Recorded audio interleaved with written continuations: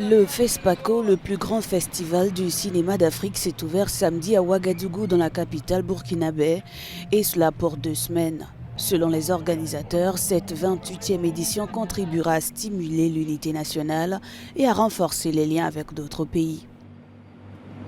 En ce sens que c'est une forme de résilience, c'est une forme de résistance pour le Burkinabé, pour les réalisateurs, et surtout aussi de se retrouver à un certain moment critique de l'histoire du Burkinabé et autour du thème de la culture de la paix est très important, parce qu'aujourd'hui la question de la paix n'est pas juste une question politique, n'est pas juste une question des militaires, mais c'est une question de tout le monde et de surcroît aussi les artistes, pour ne pas dire les cinéastes, les réalisateurs, les producteurs.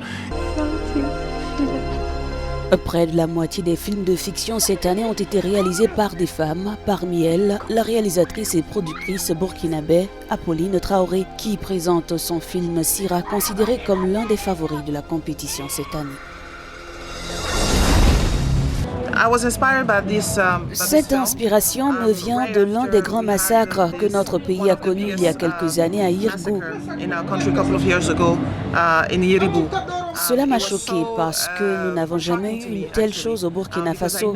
Et en tant qu'artiste, en tant que cinéaste, nous devons utiliser notre art pour partager ce que nous ressentons.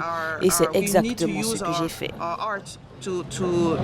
Cette année, le festival est devenu un symbole d'espoir et d'endurance alors que le Burkina se bat contre des hordes de groupes terroristes.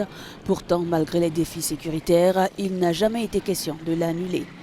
On tient à ce que cet événement ait lieu parce que c'est très très important pour une cohésion sociale, pour nous retrouver, pour échanger autour des films, échanger autour d'un bon poulet bicyclette, échanger autour d'un bon bissap ou d'un bon yamakou.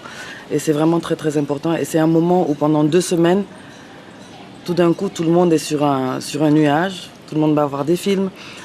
Les gens se retrouvent, les Burkinabés se sentent pas délaissés. 170 œuvres ont été sélectionnées en compétition officielle, dont 15 longs métrages de fiction en lice pour briguer les talents d'or du Yénéga.